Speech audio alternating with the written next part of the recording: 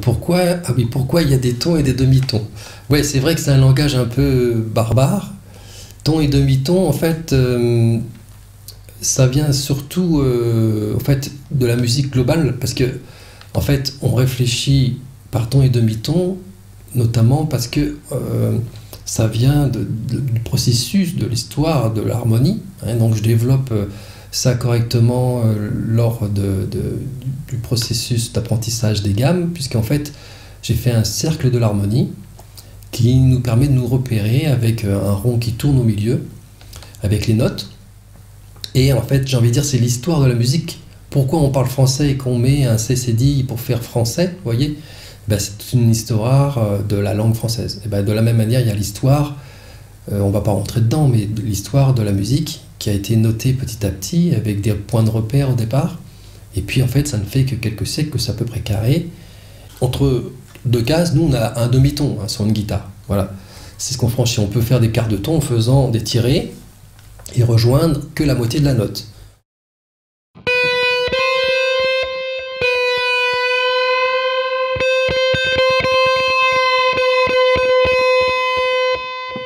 Voilà, à moitié chemin, si je peux dire du tiré, ben je fais un quart de ton.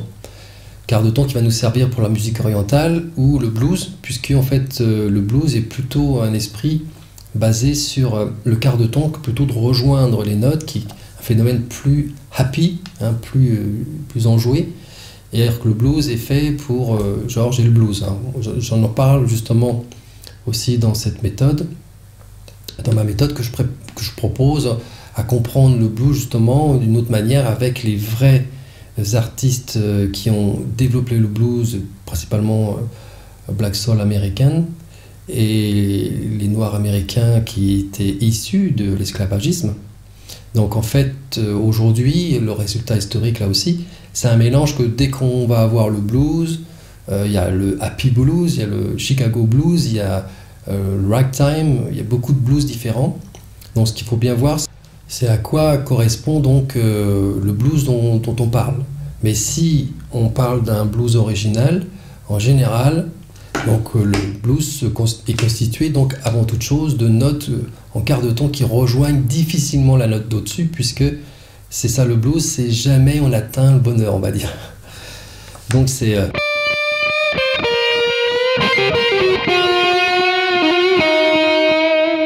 bon, alors là j'ai un son qui était utilisé dans la chanson, donc ça n'a rien à voir. Alors si j'enlève l'écho, déjà.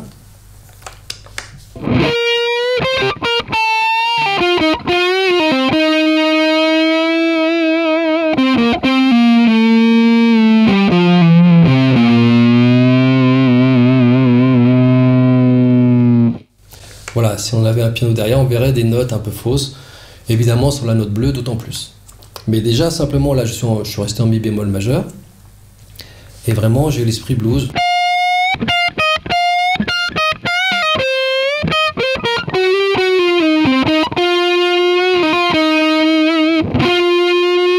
Là, je fais un quart de ton. Et je peux rejoindre en tout dernier lieu la note. Voilà, pourquoi pas. Qui est en gamme de blues, la note, donc sol bémol. La note bleue, que j'exprime donc largement dans le cercle de l'harmonie. Alors j'ai une question, là justement, le cercle de l'harmonie, c'est quoi? Ça, c'est quelqu'un qui n'a pas visité le site du tout, on va dire. Parce que je crois que j'en parle dans des vidéos gratuites, donc il n'y a pas de problème. Mais alors là, ouais, donc le cercle de l'harmonie, c'est un principe que j'ai mis au point pour parler donc de la, comment dire, de l'harmonie le plus simplement possible. Alors partant de l'historique, hein, de la musique et de l'harmonie, donc comment se goupillent les accords les uns avec les autres, comment les mélodies sont liées aux accords, comment les accords sont liés aux mélodies si on ne fait que de la mélodie par exemple, de composition de base, si on est un saxo par exemple. Mais en fait, quand on réfléchit, si par exemple je réfléchis à mi bémol septième majeur dans ma tête, et bien théoriquement, on va dire que les notes les plus proches en solo du mi bémol septième majeur, ça va être les notes du mi bémol septième majeur. C'est ça c'est la résultante historique de nos jours. On va dire en dehors du contrepoint classique, qui a mis les choses à peu près au point sur ce qui sonne de manière classique, mais aussi qui sonne bien. et qui sonne typique, ou du moins qui respecte tel ou tel folklore ou manière de faire. La manière de faire de Mozart, la manière de faire de Bach, etc. Alors la manière de faire de Jimi Hendrix était un peu différente de Bach, on va dire. Ou de Steve Lukather, ou etc. D'autres guitaristes, Alan Allworth, Scott Anderson, Ron Thal, DJ Ashba, etc. J'aime beaucoup DJ Ashba qui en fait a synthétisé beaucoup d'élan rock différents et notamment aussi donc dans des harmonies qui sont assez sensibles et que j'aime bien. Alors donc lui, il a certainement une bonne connaissance de l'harmonie, en plus d'avoir la connaissance, et je peux dire, de ces plans de guitaristes ou de guitareux, comme on dit, comme les théâtreux, les guitareux. Alors c'est une blague pour dire qu'en fait c'est une espèce de famille un peu fermée sur elle-même. Voilà, je pense guitare, je pense guitare. Alors l'harmonie, ça parle de tous les instruments. Et donc j'ai fait ce cercle de l'harmonie où on explique qu'est-ce qu'il y a dans un mi bémol septième majeur, par exemple. Alors un mi bémol septième majeur, il faudrait prendre le rond de l'harmonie, mais je peux vous dire et vous assurer que c'est constitué d'un mi bémol comme fonda, d'un sol comme tierce majeure, d'un si bémol comme quinte, et puis d'un ré comme septième majeur.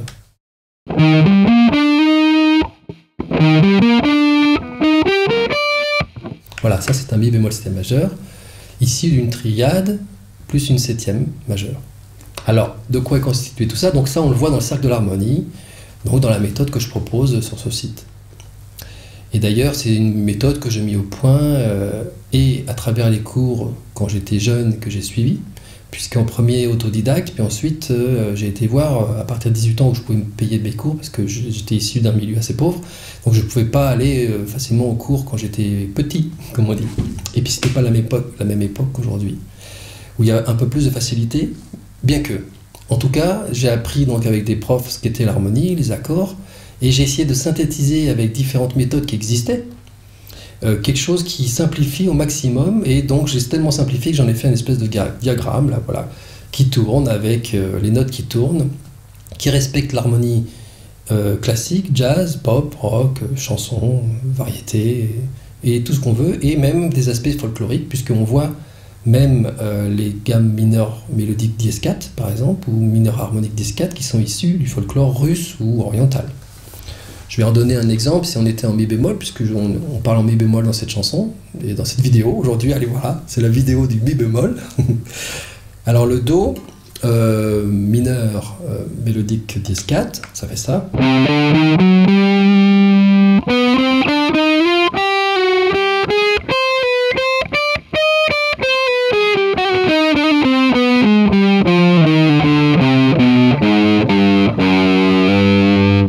Voilà, pour avoir les détails de toutes ces notes, donc je l'exprime dans le site. Et donc c'est Do mineur mélodique dièse 4, donc en fait c'est issu, donc j'ai essayé de tellement simplifier que j'ai appelé la gamme mineure harmonique la gamme violette, la gamme mineure mélodique la gamme verte, et puis donc la touche dièse 4 qui est en ocre ou orange, on va dire, sur le cercle de l'harmonie, qui permet donc d'avoir des points de repère. En fait, tiens, c'est la gamme verte, c'est la gamme violette, tiens, on la mélange, on fait une autre gamme, et on obtient peut-être les 7-8 gammes dont on se sert vraiment en Occident, en Orient, d'une manière, j'ai envie de dire, populaire. Hein. Ça correspond à peu près, ce cercle de l'harmonie, à peu près à 90-95% des titres qui existent sur la planète, ce qui représente donc déjà énormément. Alors après, on peut expérimenter des nouvelles choses, et on voit des gammes qu'il ne faut pas confondre avec les modes, puisqu'en fait les modes sont les points de départ de chaque gamme dans une gamme, alors que les gammes, c'est des variations de tons et de demi-tons, c'est des organisations de tons et de demi-tons différents les uns des autres. C'est-à-dire que si on voit une gamme et qu'on ne connaît pas son nom, si on arrive à trouver par rapport à un mode, c'est-à-dire un mode, je pars de Do ou je pars de Ré, voilà, premier degré, deuxième degré, donc premier mode, deuxième mode. Dans une gamme mineure harmonique dièse 4, il va y avoir un premier mode, deuxième mode, troisième mode, suivant le nombre de notes qu'il y a dans la gamme. Donc tout ça, c'est expliqué dans le cercle de l'harmonie, synthétisé dans ces ronds qui tournent.